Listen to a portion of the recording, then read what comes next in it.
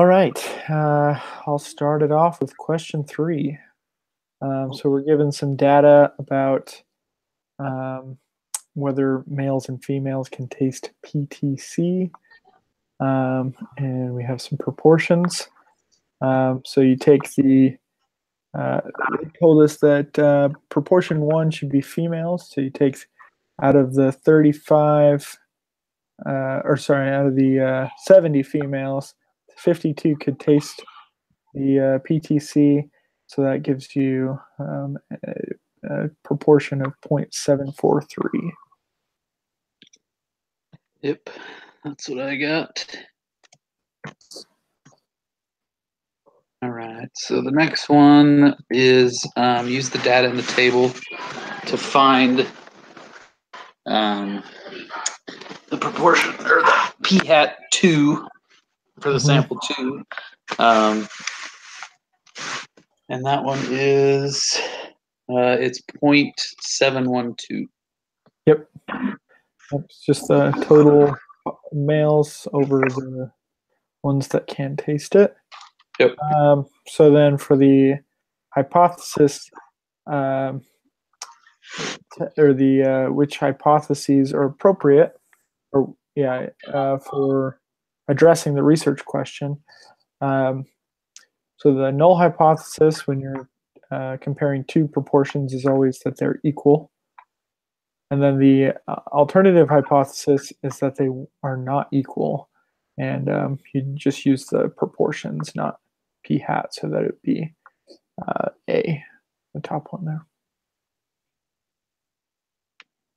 Yep, that is correct. All right, on 6, I got this one wrong.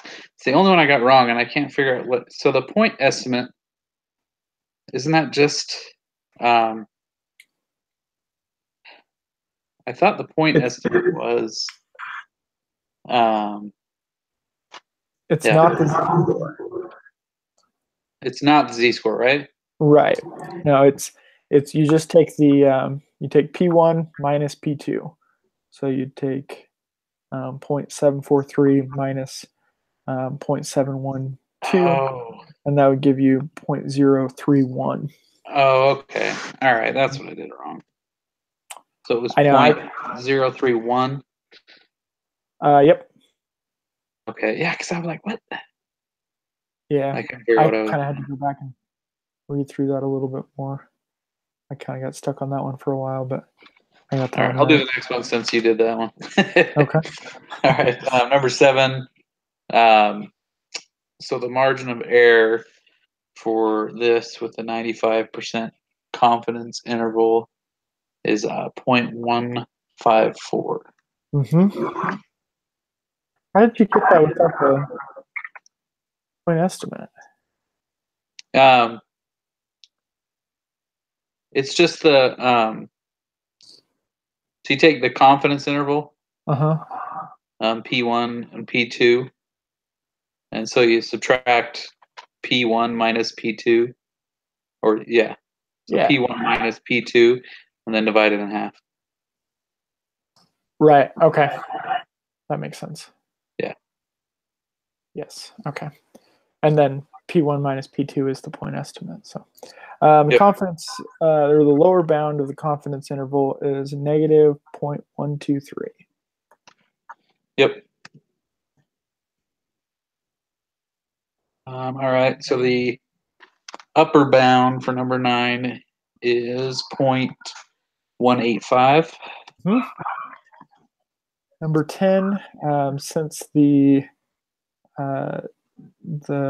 what was it? The p-value is less than the level of significance, we would, it's greater than the level of significance, so we would fail to reject the null hypothesis. Correct. All right. So that means there is insufficient evidence to suggest that the true proportion of females who can taste PTC is different than the true proportion of males who can taste PTC. D.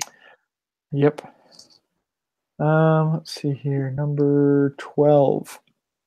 So We want to know if the conditions for conducting a hypothesis test are satisfied with this test up here, or with this study, and they are, because what was it? P, or proportion. Yeah, there's the two Yeah. proportion, whatever. You just want to make, you want to make sure that the samples, that the samples. Which it also, if you put the information into your Excel, it actually shows you. Yes, that they're greater than 10. Mm-hmm. Yep. So it's true. Yep. They are satisfied. All right. So which set of hypotheses is appropriate for addressing the research question? And it is D. So it's the null hypothesis is P1 is equal to P2, and then the null hypothesis is P1 is less than P2. The alternative hypothesis. Yeah, that's not what I said. I just said null hypothesis. But that's yeah, that's what I meant. Sorry. That's okay. Okay, sounds D. And then for the first proportion, for I think it was weekdays, is 0.141. Yep. And then the P hat 2 is 0.145. Mm-hmm. And then the z-score, once you plug those proportions into the software, you find a z-score of negative 2.020. Yep.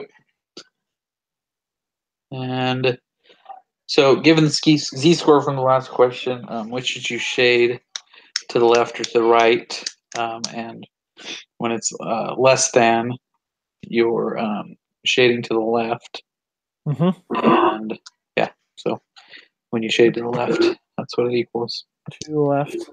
And that'll give you a p-value of 0.022. Yep. Okay. And then 19. So what is the decision for this test? And we reject the null hypothesis because 0.022 is less than 0.05. Mm-hmm. And then the last question, which is good that it's the last, because I'm picking up quite a bit of feedback. Sorry. That's all right. So since we've rejected the null hypothesis, there is sufficient evidence to conclude that the proportion of patients who have a heart attack are admitted to the hospital on a weekday who die is less than the proportion of patients who have a heart attack are admitted to the hospital on a weekend who die. Yep. Let's see.